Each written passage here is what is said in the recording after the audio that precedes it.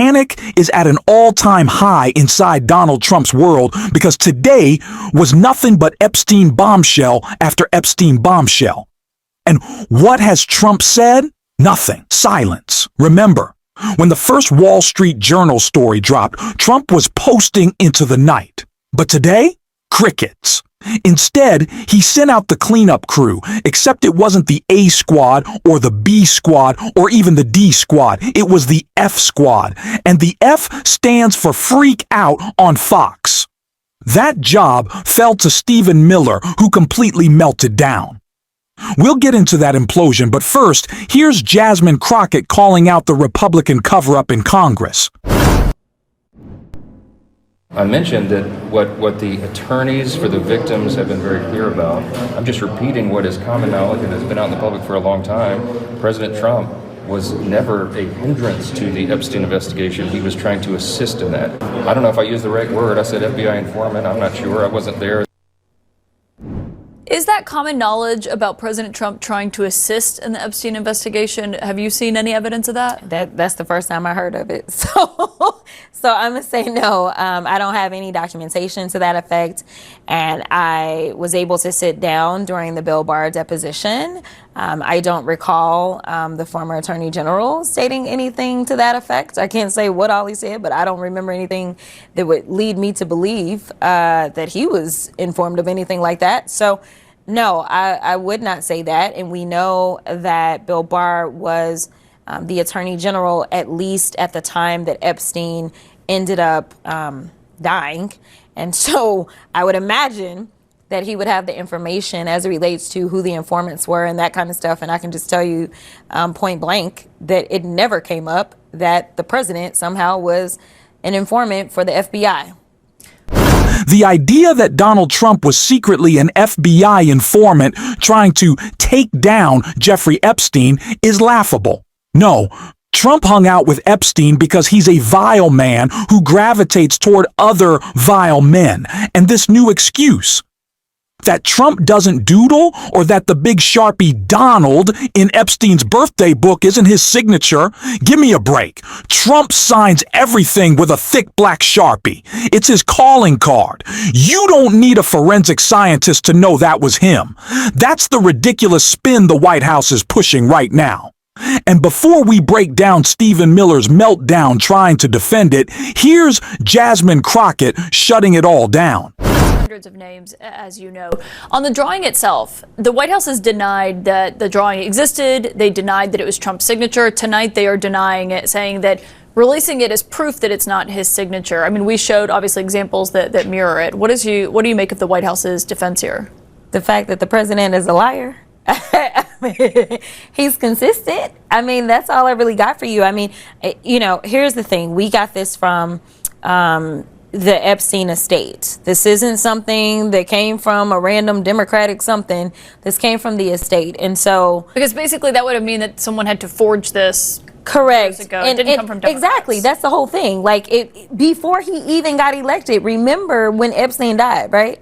That was before Donald Trump got elected this time. And they would have had to have some kind of foresight that he was going to run for office again, somehow win again.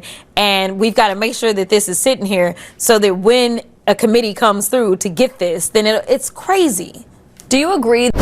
It's almost laughable that Trump's biggest defense in one of the worst presidential scandals ever is basically, I don't write like that. I don't draw that way. That's not a defense. It's weak sauce. The White House isn't even trying because they know they have nothing. And worse, they think MAGA voters are dumb enough to buy it. Sure, some have, but plenty are fed up. Just check Truth Social tonight. They're tearing Trump apart. That's why Stephen Miller completely lost it on Fox News. And oh man, did his meltdown backfire. Are run by Democrats. Look, this has become their religion. Celebrating criminals, celebrating predators, celebrating illegal aliens who prey on our citizens. Stephen Miller went on Fox and claimed Democrats are the party of predators. Think about that. The Democrats pushing to release the Epstein files, the Democrats demanding justice for the victims are somehow the predators? Meanwhile, Trump and Epstein were best friends, and Trump himself has been accused over and over again. This is what a total collapse on air looks like. Miller, the little propagandist in his cheap suits, knows the one rule of Trump world. Accuse your enemies of what's true about you. So now, while Republicans are literally shredding documents to protect Trump, Miller is out here pointing fingers. It's pathetic. And thanks to people like Jasmine Crockett, they're not getting away with it. Oh yeah, they were boys. They were boys. Like no question about it. I mean, he's the only one that's trying to kind of throw it out there and say, oh, no, it's a hoax. And no, this is Democrats. And no, well, he didn't say that he was a CI, but we had the speaker. Confidential informant. The speaker told me something. No, he the one that, flipped on him. Well, how can you flip on somebody? Even though I know he's run that back. But literally, the fact that he even thought that he could, the only people that can ever flip on somebody are the people that are closest to them. Right. Period. Right? And so, this idea that he wasn't close to him is crazy. But I do think that it's going to be so important for us to really dig in, because what we are ascertaining is, number one, there were lots of modeling agencies that were doing things, and the modeling agency was basically a farce. And there's a lot of people that we want to talk to, and a lot of these models came from foreign countries. I'm just leave it there. Anyone specific? I'm gonna leave it there, but I am trying to dig on a certain thread for sure. So that begs the question: these new Epstein documents, is that part of your digging in and sort of unpacking a lot of that kind of information to sort of connect bigger dots to the dots we already absolutely. have? So here's the thing: obviously, this is concerning to have a potential pedophile as a president. That is concerning, right? But this is even bigger than him. I want people to understand the information that we were given about foreign governments and their participation, the information we were given about our own federal government and how high of a level we're talking about as far as them being in cahoots. We know that JP Morgan Chase ended up paying out a large settlement because they basically kind of looked the other way as there were these ridiculous wire transfers that were going by. We know that there were fake corporations that were set up. We know that, or at least we've been told that there were fake immigration documents that were put together so that women from other countries could end up over here. We know that there were allegedly fake marriages. This goes and it reeks through every single level of government. And it's one of those reasons that these survivors have been quiet for so long, right? Because literally they would walk in and they would see these pictures of Epstein with all of these powerful people from all over the world. And then he would threaten them and say, if you say anything, just know I know everybody, right?